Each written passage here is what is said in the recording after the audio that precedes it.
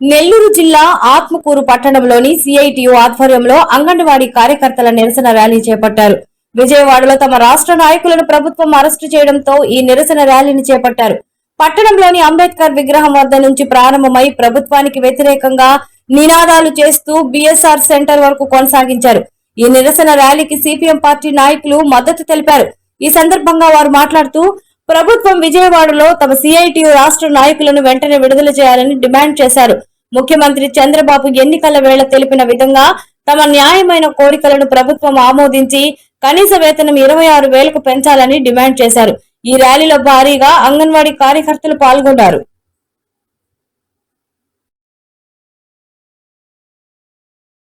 అనుగుణంగా మా కుటుంబాలు జరగాలంటే కనీసం 26,000 రూపాయలు ఉండాలా. 11,500 అనేది కరెక్ట్ కాదు. గతంలో కూడా మేము 42 రోజులు ధర్నా చేపట్టినాము. ఆ ధర్నాలో కూడా మాకు ఏమి ప్రభుత్వం నుండి మాకు రావాల్సిన ఏమి జీతాలు పెరగడం కానీ ఏవి సాధించుకోలేకపోయినాము. ఈరోజు మా నాయకుల్ని అరెస్ట్ చేసిన మూలంగా మేము ఒకటే ప్రభుత్వానికి విన్నవించుకుంటున్నాము.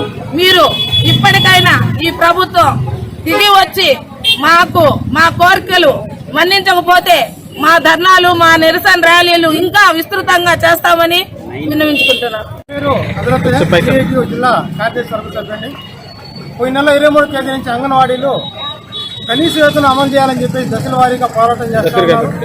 ప్రభుత్వ అనుమతితోనే నిన్న ఈ రోజు 2 రోజులు విజయవాడలో ధర్నా కార్యక్రమాన్ని పిలిపించారు. ఈ సందర్భంగా రాష్ట్ర వ్యాప్తంగా ఉన్నటువంటి అంగన్వాడీ సోదరీమణులంతా కూడా విజయవాడ చేరుకుని కనీస వేతనం అమలు చేయాలని చెప్పేసి తమ నిరసన ద్వారా తెలియజేస్తా ఉంటే ప్రభుత్వం అకస్మాత్తుగా పర్మిషన్ ఇచ్చే ప్రభుత్వమే తెల్లవారుజాము 4 గంటలకి మహిళా నాయకులు అరెస్ట్ చేయడం విస్మరించడం. దీన్ని సిఐటిగా మేము ఖండిస్తా ఉన్నాం.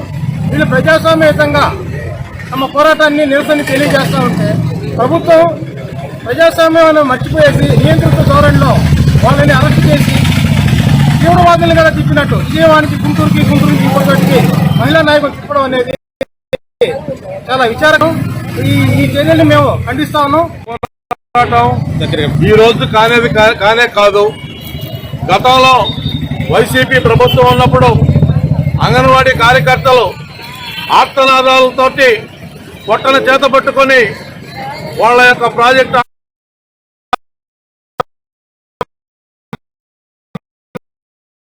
ముందు దాదాపుగా 40 రోజుల పైన విజయించడం జరిగింది. ఆల్నటువంటి ప్రభుత్వంతో అగ్రిమెంట్లు జరిగాయి. అప్పుడే ఎలక్షన్ టైం వచ్చింది. నారా చంద్రబాబు నాయుడు గారు వచ్చారు. ఆయన అన్నమాట ఏమిటంటే, నా ఆడపడుచులు భయపడాల్సినటువంటి అవసరం లేదు, మీ కడుపు నింపడానికి ఈ అన్న ఉన్నాడు, ఖచ్చితంగా మీ హామీలను మేము నెరవేరుస్తాము, ఆ జగన్ రెడ్డిని తరిమి కొట్టండి అని చెప్పారు. ప్రజలు నమ్మారు, అంగన్వాడీ కార్యకర్తలు నమ్మారు.